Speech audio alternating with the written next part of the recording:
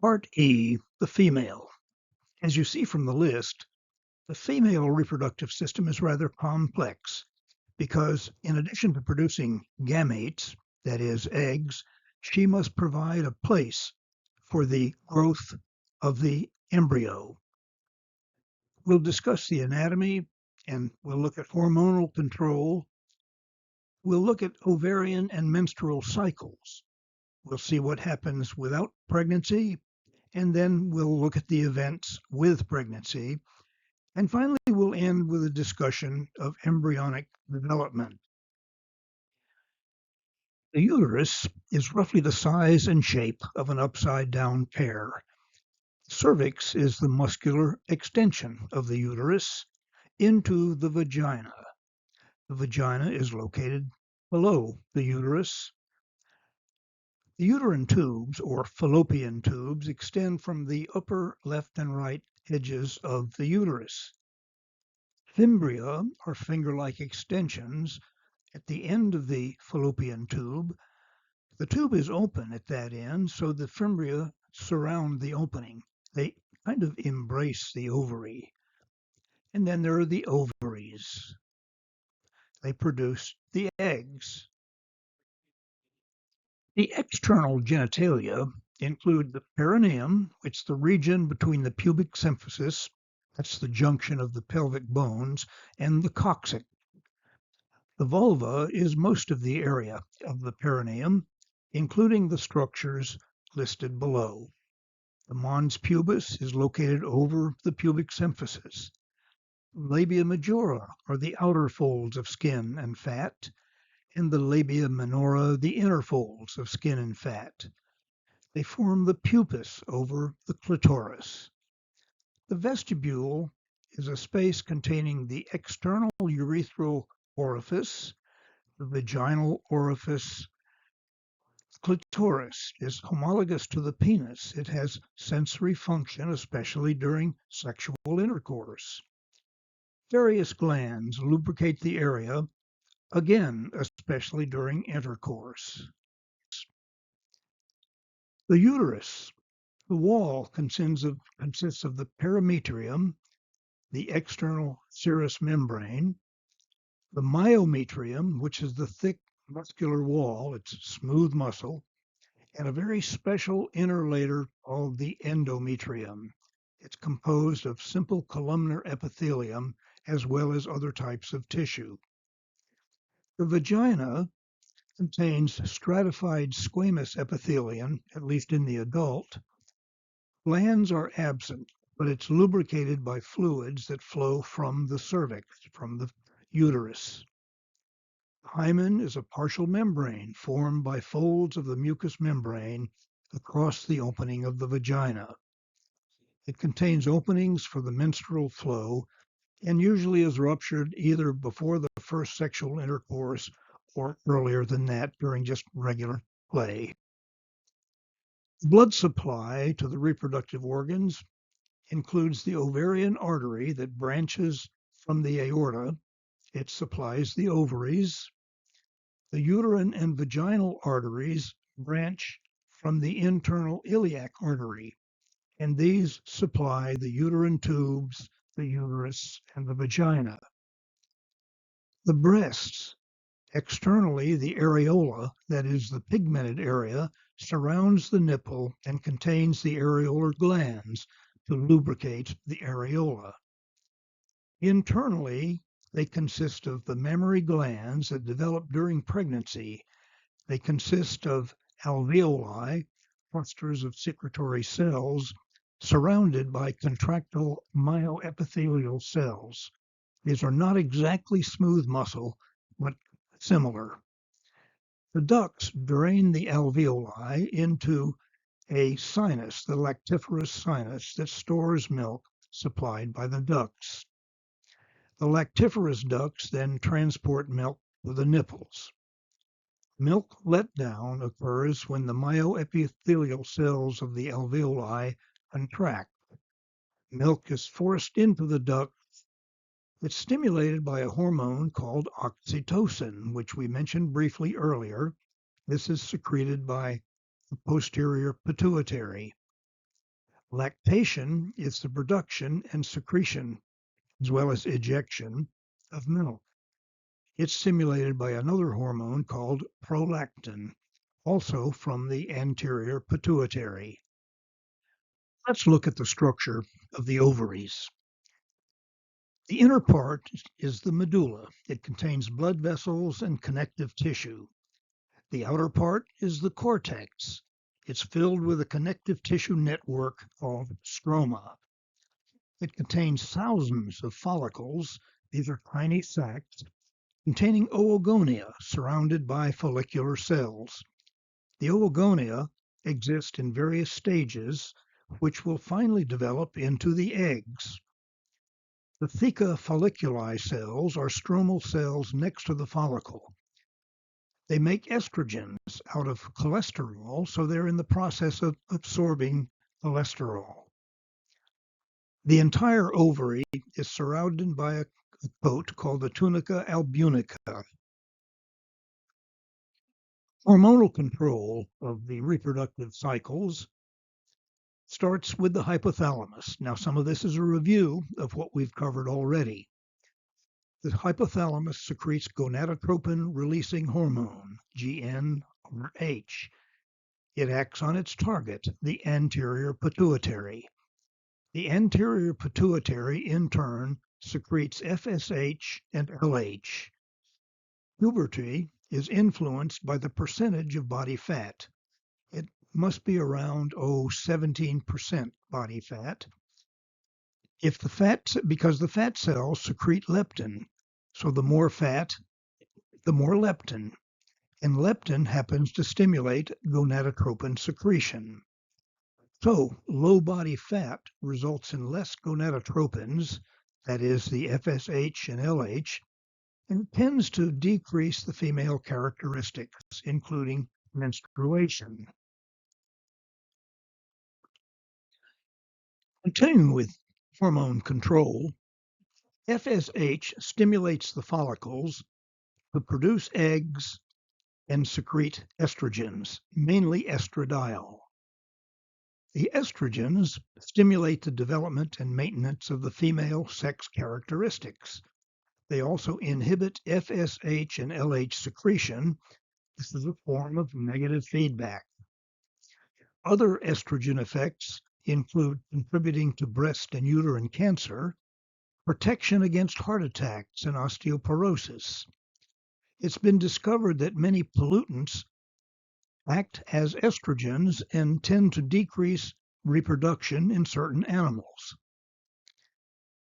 Some progesterone and androgens are also secreted by the follicles. LH, on the other hand, stimulates the corpus luteum to produce progesterone. Progesterone prepares the endometrium for implantation. It also prevents ovulation, and so progesterone is the basis for many contraceptives, which contain progesterone-like substances. LH also stimulates placental development. It inhibits LH and FSH secretion, again, negative feedback. Continue with the physiology. Let's look at 5 things. The ovarian cycle. This requires an understanding of the relationship between the ova, that is the developing eggs, and the follicles. The menstrual cycle. Events without pregnancy, events with pregnancy, and embryonic development. The ovarian cycle, we've looked at this already, but let's look at it again. It involves, first of all, cells called oogonia. They develop into primary oocytes, which in turn form the secondary oocytes. These then become ootids. It's a type of secondary oocyte that grows into the ovum or the egg. What about the processes? Well, at birth, the primary oocytes begin the first meiotic division, but oddly enough, it stops at prophase 1. At puberty, the primary oocytes finishes the first meiotic division, and the second meiotic and produces secondary oocytes. They form just before ovulation. At ovulation, the second meiotic division begins before fertilization, but it stops at metaphase 2. At fertilization, the second meiotic division finishes to produce the ovum. Each follicle contains a primary oocyte. As we've said, this is controlled by FSH. Most of them degenerate, a process called atresia.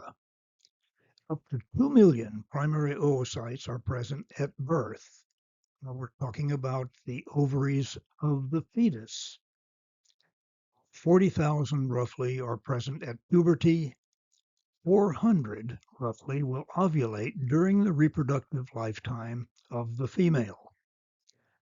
It requires something like 290 days for one oogonium to become an egg. Follicle development progresses through these steps. There are primordial follicles. These are potential follicles. They contain oogonia. They form in the fetal ovary roughly 2 months after fertilization of the egg that created that fetus. It consists of a single layer of follicular cells. It becomes a primary follicle, which is a growing follicle. This develops into a secondary follicle, continuing to grow, and it begins to develop a cavity called an antrum. The tertiary follicle eventually forms. This is a mature follicle. The later stages are called a Graafian follicle. It matures in 10 to 14 days. Continuing with the ovarian cycle, ovulation occurs. It's the release of the secondary oocyte from the ovary. Fluid pressure increases within the follicle, and enzymes from macrophages break down the wall of the follicle. The follicle will burst, and the oocyte is released. The empty so-called follicle forms corpus luteum. This is controlled by LH. And as we mentioned, the corpus luteum secretes progesterone. It degenerates after roughly 14 days following ovulation and becomes the corpus albicans, the remains of the corpus luteum. Let's summarize the ovarian cycle. It's shown here in yellow. In the ovaries are the follicles. Primordial follicles have arisen very early, and they remain throughout life until menopause. At least some of them do. Beginning at puberty, some continue to form primary follicles. These in turn form secondary follicles, and once a month, one of the secondary follicles develops into a mature or Graafian follicle. Many oogonia inside the primordial follicles, as we mentioned, remain throughout life until menopause. Some are continuously forming primary oocytes, which, of course, decreases the number of oogonia. At puberty, primary oocytes began to form secondary oocytes, and as we mentioned, the process stops at metaphase until fertilization occurs. Once a month, one secondary oocyte completes the maturation, leading to ovulation. Let's look at the structure of the endometrium. Now we'll be looking at the menstrual cycle. Let's enlarge part of the inner lining of the uterus. The endometrium, the myometrium, is the muscular wall of the uterus. The endometrium, the inner layer, has two layers, two parts. One is the stratum functionalis, that's the innermost layer facing the lumen of the uterus, and the other is the stratum basalis, the second layer. Compare the thickness of the stratum functionalis in week 2 and week 3 of the menstrual cycle. A huge difference as the layer has enlarged. The stratum functionalis becomes thick prior to menstruation, It's sloughed off in menstruation, that is, it's released. It's composed of simple columnar epithelium and areolar connective tissue. The stratum basalis undergoes cell division. It produces new stratum functionalis cells. So this is the growing layer of the endometrium. Let's look at the menstrual cycle graphically. Assume the cycle lasts 28 days. Now, this is an average figure. In some, it's longer. In others, it's shorter. Assume ovulation occurs in the middle of the cycle.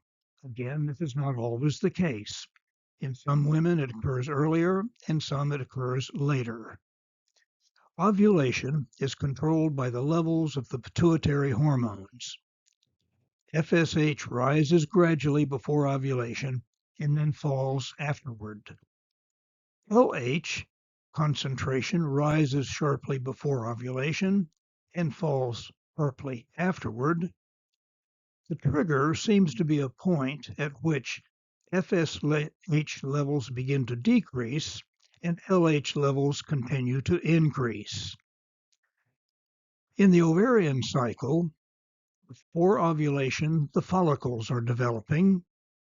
After ovulation, the corpus luteum develops. The secretion of the ovarian hormones are related to the stages of the ovarian cycle. In the pre-ovulatory phase, it's also called the follicular phase, estrogens are secreted before ovulation, mainly by the follicles. Levels rise, they reach a peak and then dip slightly around the time of ovulation, followed by a decline. Estrogens stimulate changes in the endometrium during the pre-ovulatory phase, including a proliferative phase, growth of new endometrial tissue from the stratum basalis by mitosis and growth of new blood vessels. In the post-ovulatory phase, progesterone is secreted from the corpus luteum after ovulation. Levels of progesterone rise rather slowly. They reach a peak and then decline. Progesterone stimulates changes in the endometrium during the post-ovulatory or luteal phase, including the secretory phase in which fluids build up in the stratum functionalis. It becomes thick. In the premenstrual phase, the second part of the post-ovulatory phase, this is the phase immediately before menstruation. The menstrual phase involves loss of fluid and tissue in menstruation. The menstrual cycle graph shows the thickness of the endometrium during the monthly cycle. The endometrium is rather thin in the beginning. It becomes thicker as time progresses, reaches its peak thickness toward the end of the cycle just before menstruation. The premenstrual phase involves the following. Blood vessels contract and degenerate. The stratum functionalis tissues, therefore, degenerate. The blood flow increases. Pools of blood build up, and the blood pools rupture and carry away tissues of the stratum functionalis. Let's see what happens without pregnancy. Ovulation occurs once a month. Secondary oocytes move into the fallopian tube. They degenerate somewhere in the fallopian tube, and the fragments are absorbed by the walls of the tube. The endometrium, meanwhile, has become thick and rich in blood vessels in case there was a fertilization of the egg. In 2 weeks, endometrium is sloughed off in menstruation. With pregnancy, 3 things happen: fertilization, preparation of the endometrium, and implantation. Before we continue, let's look at a summary of the processes that occur. First of all, the egg and the sperm get together in fertilization to form the zygote. Quickly, the zygote begins to undergo cell division. As soon as it becomes the two-cell stage, it is now an embryo. This enlarges into 4 cells, and then 8, and so forth. Eventually, a sphere of cells with a space inside called a blastocyst. This occurs roughly at 1 week old, and it's called the blastula stage. Growth continues. In the blastula is an inner cell mass. It forms 2 cavities, and at that point, it's now become the gastrula. It's roughly 10 days old. If we enlarge this band of tissue between the 2 cavities, we see that it's composed of those 3 germ tissues, the ectoderm, mesoderm, and endoderm. That part of the embryo becomes the actual embryo, the embryo proper. Everything else would be extra embryonic tissues. Now, the changes that occur after that are quite complex and difficult to represent on a flat screen. But the upper chamber becomes large and begins to grow downward. The lower chamber enlarges and begins to grow. And eventually it reaches something that looks like this. The embryo is in the middle. This is the upper chamber. This is the lower chamber. We'll name those in a few minutes. By the time the embryo is 3.5 weeks old, it takes roughly this form. The head end has enlarged greatly because you remember the nervous system enlarges with 3 growths in the anterior end, and this is the rest of the embryo. The umbilical cord would extend down below. Eventually, after a long period of time, growth and maturation takes place, and you have the male and female, and the cycle begins again. What about the events with pregnancy? Sexual intercourse must occur, and something like 400 million sperm cells are deposited in the upper vagina during sexual intercourse. This large number is required because the vagina is somewhat acidic, and that tends to kill many of the sperm cells. When the sperm cells work their way up into the chamber of the uterus, many of them may swim the wrong way. Some sperm cells will migrate up the proper fallopian tube, and perhaps 2,000 will reach the middle of the fallopian tube. Less than that may result in infertility on the male's part. This may take 30 to 40 minutes.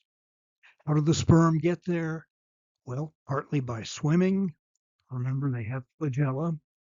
Partly by contractions of the female reproductive tract, a form of reverse peristalsis. They're also attracted by signals secreted from the oocyte. The sperm has to undergo certain changes to allow it to fertilize the oocyte.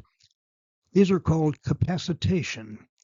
One thing that happens is cholesterol is removed from the sperm cells to allow the membrane to rupture easier. You may remember from the cell unit that cholesterol is an important component of cell membranes. It provides strength to the membrane. In addition to that, the membrane becomes increased permeability to calcium ions. Calcium ions, you remember, is a second messenger, and this will increase the movement of the flagella. Fertilization occurs in the middle of the fallopian tube. The secondary oocyte is surrounded by follicle cells. These are called the corona radiata because under a microscope it sort of glows like the sun. The cells of the corona radiata are glued together by a substance called hyaluronic acid. This is found among other tissues of the body as well. The sperm acrosome contains an enzyme called hyaluronidase, and what that does is breaks down the hyaluronic acid. The sperm acrosome, you remember this sac-like structure at the head end of the sperm, it will rupture and release the enzyme. This is called the acrosomal reaction. The corona radiata falls away, exposing the oocyte, and one sperm will now penetrate the oocyte. The first sperm causes a graded potential due to sodium moving in. The fertilization membrane also forms, and what these do is to prevent a second sperm from entering the oocyte. The oocyte completes the second meiotic division at this time to produce the mature egg or ovum. The sperm nucleus fuses with the oocyte nucleus, and the rest of the sperm is destroyed. This is the process of fertilization. After fertilization, the zygote starts to move down the fallopian tube. At first, the zygote undergoes cell division. As soon as it divides into two, it's now an embryo. After about 4 days, the cells have produced a solid sphere. This is called a morula. And after about 5 days, a cavity begins to form within that solid sphere of cells. It's now called the blastula or blastocyst. The cells of the blastula start to become different. This is called differentiation. Differentiation and cell division continue throughout life, especially among stem cells. Blastula becomes a gastrula containing 3 embryonic germ cells. There's the inner endoderm, the middle mesoderm, and the outer ectoderm. The structure of the blastula includes an outer layer of cells, the trophoblast. It forms the chorion, an extraembryonic membrane, which sends projections called villi into the tissue of the endometrium. There's an inner cell mass called the embryoblast. This becomes the embryo proper because the trophoblast ends up becoming an extraembryonic tissue. Cavity, the blastocyst or blastocele, forms within the blastula. Blastula becomes a gastrula about 9 days after fertilization. The gastrula stage includes cells that are becoming different. Remember, differentiation. 2 cavities now form in the inner cell mass. The amniotic cavity is the upper one, lined by membrane, eventually called the amnion, and the yolk cavity is the lower one. The gastrula is surrounded by a chorion that formed from the trophoblast. The 3 embryonic germ tissues have formed. As the gastrula grows, the amnion cavity enlarges and the lining becomes the inner of the surrounding extraembryonic membranes. The yolk cavity becomes the yolk sac. Now that's kind of interesting. A chicken egg has a lot of yolk because the yolk is food for the chick. In a mammal, it doesn't contain as much yolk, so the yolk sac is small because the mother nourishes the young. Here's a view of a roughly 8-week-old embryo resulting from changes in the gastrula. The embryo itself is in the middle. The fetus is what we call the embryo after 2 months, between 2 months and birth. So it's called the embryo between fertilization and 2 months. At that point, the organs have formed. The embryo is surrounded by 2 extraembryonic membranes. The amnion is the inner of the 2. The chorion is the outer of the 2. The entire chorion has villi, and I've only drawn a few of them on one side. These are those tiny projections that link the embryo to the uterus. The embryo is bathed in amniotic fluid. The fluid is continually recirculated. At first, it's filtered out of the mother's blood. Later, the fluid forms from the fetal urine. The fluid is swallowed by the fetus, so it's continually being recirculated. Attached to the mother by an umbilical cord and a placenta.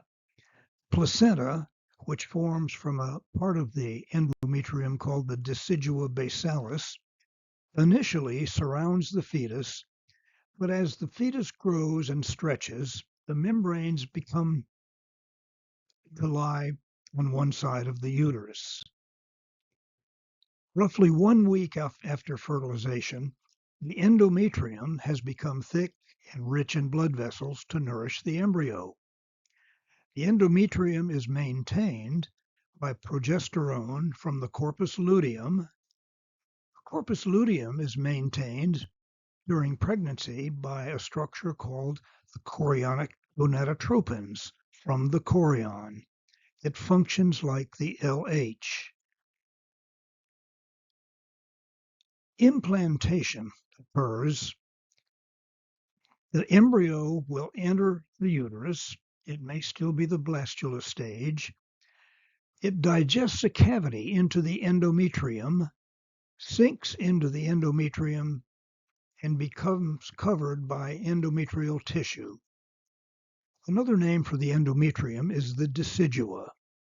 The decidua basalis is that part that's between the embryo and the wall of the uterus. It becomes the maternal part of the placenta.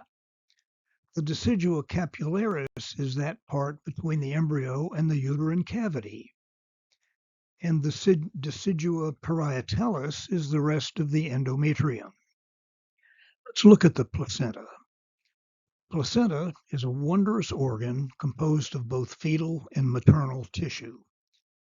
From the fetus, the chorion forms part of the endometrium, and from the mother, the decidua basalis of the endometrium forms part of the placenta. The chorion has the chorionic villi that project into the endometrium.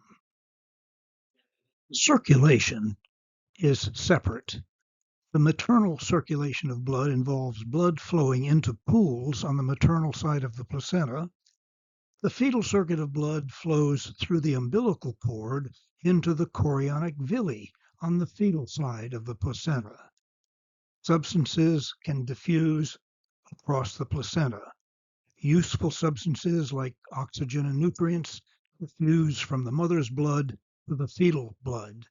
Waste like CO2 and urine pass from the fetal circulation to the maternal circulation. Teratogens are agents that cross the placenta and cause birth defects. What about the germ tissues? The ectoderm is the outermost. It becomes the outer layer of the skin and, oddly enough, the central nervous system. The mesoderm is the middle. It becomes most of the internal organs, including connective tissue, muscular tissue, circulatory system, skeleton. Skeletal muscles form from part of the mesoderm called the myotome. The endoderm is the innermost layer. It becomes the inner or epithelial lining of the internal organs, such as the inner lining of the digestive system, the respiratory system, and the urinary system. Let's look at the development of some of the organs, particularly the reproductive structures. Many male and female structures are homologous. That means they arise from the same embryonic structures. Both the reproductive and the urinary system develop from embryonic ducts or tubes.